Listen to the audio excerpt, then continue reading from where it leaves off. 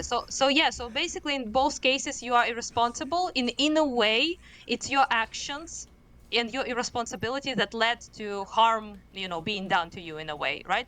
But in that case, it's still like okay for you to defend yourself from a robber, even if you're dumb who left the door open, right? And I kind of think it in maybe applies as well in like a woman situation. No.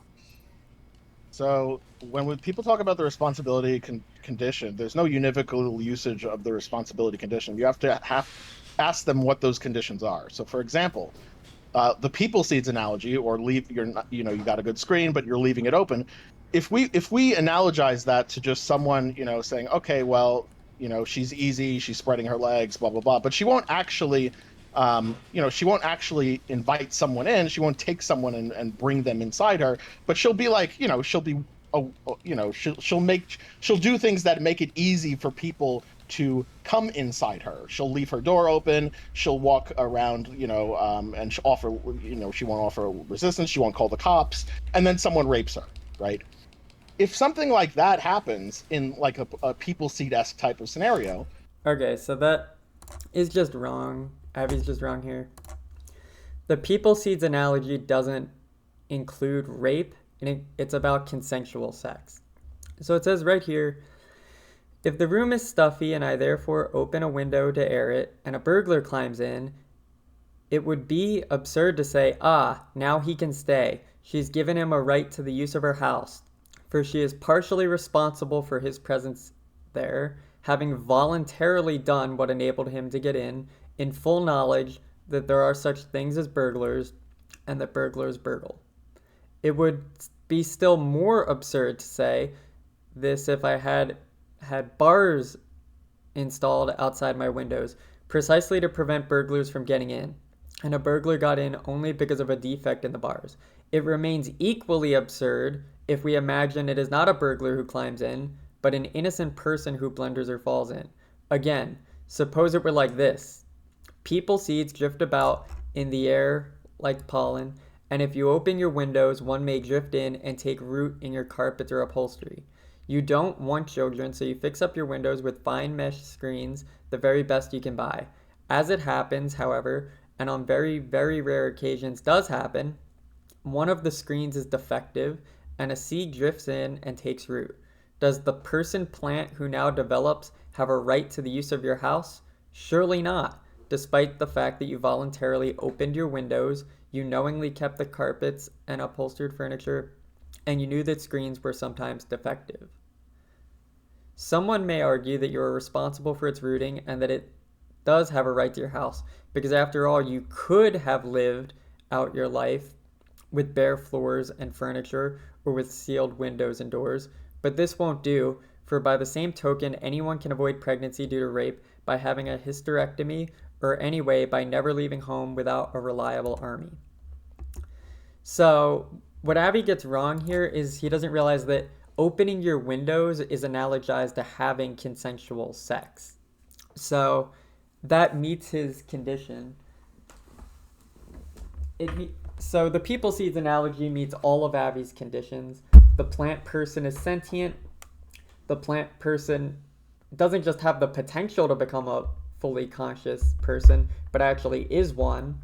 The person voluntarily participates in the proximal cause of dependence in a manner that is negligent, according to Abby, by consensually opening their windows, which is analogized to consensual sex. The person knows that it's possible that a people seed could get in either because the screen doesn't work or if they don't use screens that one might just float in. And once the people seed is in, the dependence has been instantiated because now it's a full person. Now, I think that Judith Jarvis Thompson was giving more ground than she needed to the pro-life side when she made this analogy, because she just assumes that the plant person is a person, and the pro-choice side doesn't really need to do that. So I think we could replace the plant person with a possibly sentient potential person. So it's possibly sentient because we don't know for sure if it's sentient. And there are, there's mixed evidence. People don't really know either way. There's some evidence suggesting it might be sentient, and others think that it's not. And it will become a person, but it's not currently. And the second difference is she has it that the plant person is just in your house and isn't really causing harm.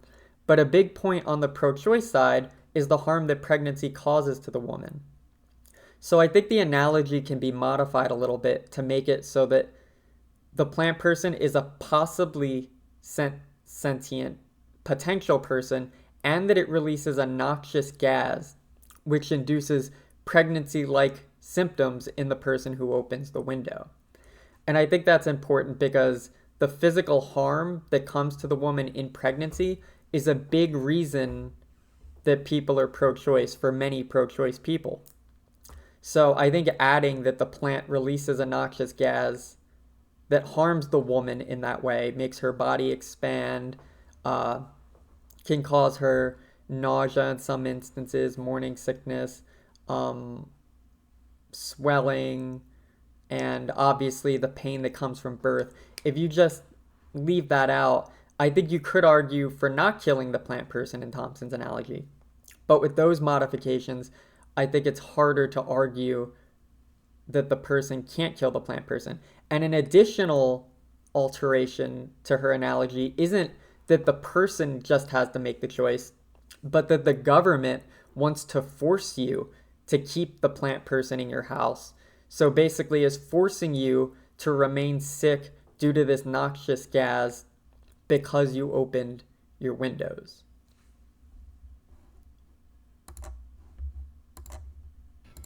One can hold the responsibility condition and just say, well, those conditions aren't met, because even if the requirement for responsibility condition is not, it is consensual sex.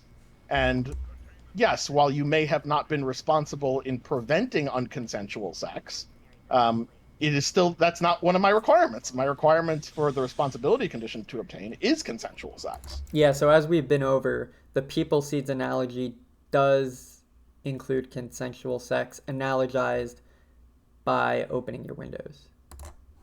And so, yeah, the people seed analogy is a good analogy for that, but they could just reject that that's one of their conditions. And so that's why the analogy here that's being offered is not the people seed analogy. It's not the analogy in which you just left your door open and a burglar came in. The analogy is you forced the burglar in, right?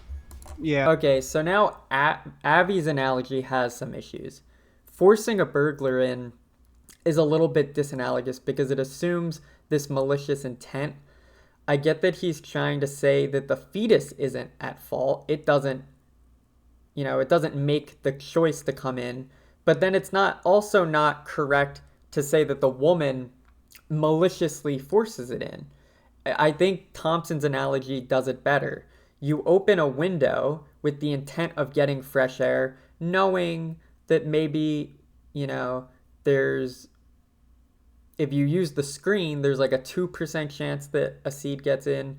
If you open your window without a screen, maybe there's a 20% chance that a seed gets in. But there's no malice there.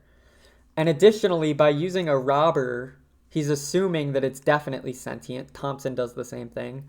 And by making it a robber, he's assuming that it is a full person. Thompson does the same thing. Thompson did it because she was trying to show that the pro-choice side can defend a robust right to get an abortion even if the fetus is a person. But that's not something that the pro-choice side actually has to grant. And the last side that both Avi's analogy leaves out and the people seeds analogy leaves out is that there's no physical harm coming to the person. In Thompson's people seeds analogy, the plant person isn't physically harming the person who opened the window. And in Avi's analogy, the burglar isn't harming the person who forced the burglar to be in the house. I think it's a mistake in both analogies to not point out that physical harm does come to the person in both cases. In in my modified people seeds analogy, there's a noxious gas that has all of the physical symptoms of pregnancy. And I think that that bolsters the pro-choice side, because the right to defend yourself from that harm is a big choice of the is a big part of the pro-choice side. And I also agree with Avi that you can hold people responsible in both cases. But Avi says that if we accept that the person's responsible, they also have to endure the physical harm to make up for putting the person in their condition. But I think that's where the pro-choice people disagree. Especially when you take into account that in reality, it's not a burglar and it's not a plant person, but it's a possibly sentient potential person. And I think that diminishes its value because you're talking about causing physical harm to a full human person to protect the life of a possibly sentient potential person. Simply because you've determined that they're responsible for causing that being's existence and therefore their need and dependence. The analogy only really really. makes sense in cases of rape. See, I don't know why Vegan Gains said that. Like, has Vegan Gains read the analogy, or is he just assuming that Abby's analysis of the analogy is correct? I assume that it's probably the latter. Either that, or he just doesn't understand it. It's not that it makes sense. Well, yes, I agree. It only works in cases of rape. But the point. Wait. Rape, obviously, right, is one thing. It's like you didn't want it. It happened against your will, obviously, right? But I don't think it's like it only works in that case. For example, if like your contraception just didn't work, like it's not your fucking fault, right? Yeah, so this gets into whether or not you're going to hold somebody as being negligent when they use contraception. So Thompson analogizes contraception to the screens that are typically very effective at preventing people seeds from getting in. And in the case of pregnancy, I think Avi would hold that regardless of whether or not you use contraception, the person was negligent simply by having sex. So the only way to be responsible or non-negligent on Abby's view would be to just not have sex, I guess, unless you've gone through some procedure to sterilize yourself, or you just don't have sex. And in Thompson's analogy, the people seeds analogy, it would be that you can just never open your windows. It's not like it's same shit. Like you might have not been very responsible, for example, like the door opening thing, right? But it's still like it doesn't make it your fault. Like for example, my friend got pregnant because her pill was not working properly, and it worked before, but for some reason, she had some different like hormonal situation, and it stopped working, and she got pregnant. She had a baby, by the way, but the point is just that in that case, it's not really her choice. She didn't kidnap anyone and didn't like brought them against. It's just I don't understand this case. Yeah, so she's just pointing out that Abby's analogy includes malice, whereas the case of accidental pregnancy doesn't. Kidnapping shit. It's not like in a sense that you are being responsible, sure, but you are being responsible with the door opening thing as well. But still, I want to explain the kidnapping shit because it's actually really important, and it's important to why that analogy is used. The point of the kidnapping stuff is it's the antithesis of it's essentially the difference between someone forcing their way into your house versus you inviting them or forcing them more so into the house. No, this is a false dichotomy. You don't have to say that either a person maliciously forced the person into the house or the fetus is at fault. It could be the case. I think Thompson's analogy actually gets it better, that the people seed just kind of wanders into the house with an opening because of the action the person took by opening the window, but that doesn't necessarily mean that it was malicious. The point is that when someone creates a child, that child has no say in whether they are in the womb or not. Yeah, the fetus isn't at fault. They are forced into that position. They are, but you could say they're not maliciously forced into that position. They're sort of accidentally forced into that position. And you could say they're forced into that position due to negligence, but you could also argue that it's not really negligent if you use birth control. But the more important point, I think, here is, are you going to force somebody to suffer from the noxious gas that the plant releases when it's only a possibly sentient potential person? Or whether or not you'll let them remove the plant? Through no choice of their own. It's not that they're invited into the It womb. also doesn't have in that case any say in if there's a baby there. If, Yeah, I didn't hear it. Can you say it again? Sorry. the point is that it's not that there was this open screen and then the child decided to climb its way into the womb.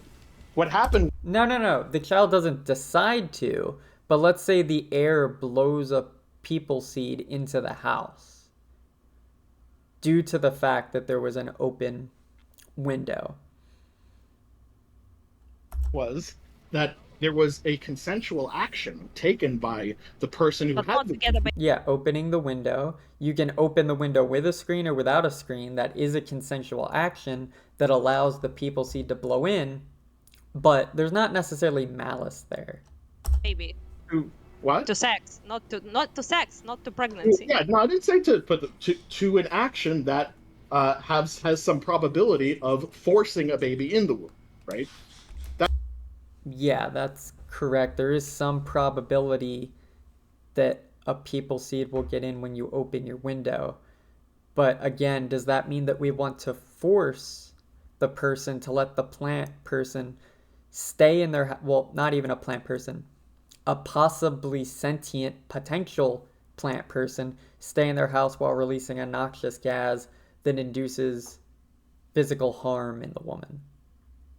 That's the point. There is Knowing you're kind of forcing the probability if you open the door your apartment. I did let you finish. If you could just let me. Oh, sorry. Yeah. Yeah. So the now look, someone can go either way on that. They can say, okay, well, look, someone can have a view and say, all right, look, if there is a certain amount of precautions that were taken, then that's enough to absolve you of the responsibility, even if the pregnancy obtains. Or someone can say, well, no, on my view of the responsibility condition, that's not enough to absolve one of a pregnancy of the responsibility condition if a pregnancy obtains. Someone could go either way on that. Someone could just say, well, I'm not sure. Someone could say, I'm not sure in the case where they've really taken everything. But it's overdetermined, surely in the case where they haven't been doing that, where they haven't taken birth control, they haven't taken polyfig. By the way. Yeah, so again, you can hold them responsible, but it just goes back to the same thing of whether or not you're going to force them to allow a possibly sentient potential plant person to stay in their house and release a noxious gas that harms them for a certain period of time because they took the action of recklessly opening a window. So, yeah, I think that's basically the point. The people seeds analogy does apply to Avi's view.